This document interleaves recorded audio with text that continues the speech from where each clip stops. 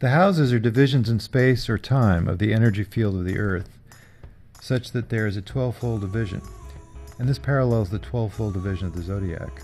Just like the signs, the houses also reveal an unfolding pattern of growth and development, from the first to the 12th house.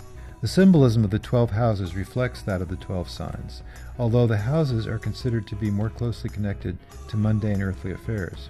Thus, the 1st, 5th, and 9th houses are considered the fire houses, because they are involved with identity.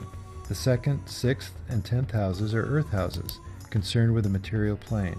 The 3rd, 7th, and 11th houses are air houses, involved with communication, analysis, and relationship.